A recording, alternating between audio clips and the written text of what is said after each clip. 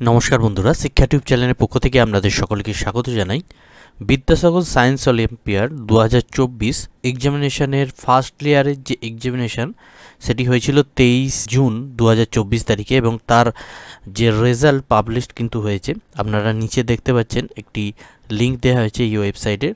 আচ্ছা, এই ওয়েবসাইটের যে লিঙ্ক আমি আমার ডেসক্রিপশান বক্সে দিয়ে দেবো এবং আপনারা স্ক্রিনেও সেই লিঙ্ক নিচে আপনারা দেখতে পাবেন। তো এই ওয়েবসাইটে আপনারা যাওয়ার পর আপনারা দেখতে পাবেন যে সিলেক্টেড যে ক্যান্ডিডেট ফার্স্ট লেয়ারের তারা লেয়ার 2 এক্সামিনেশনের জন্য কোয়ালিফাইড করেছে এবং তাদের লিস্টটা আপনারা এখানে পাবেন।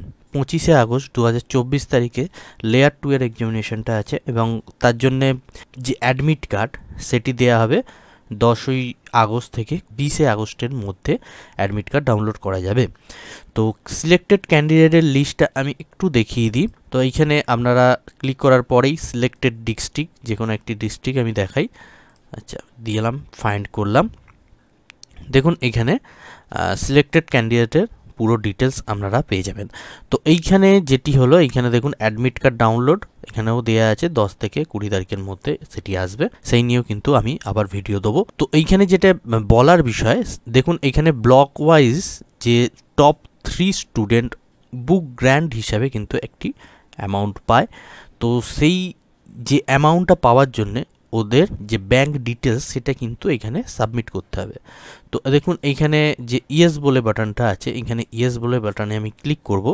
করার পর দেখুন এইখানে একটি ফর্ম আসছে এবং এইখানে প্রথম যেটা আছে দেখুন এখানে যদি নাম ভুল থাকে সেখানে নামটা কি সঠিক নামটা এখানে লিখে দিতে হবে এবং তারপরে দেখুন স্কুলের ডাইস কোডটা এখানে দিতে হবে।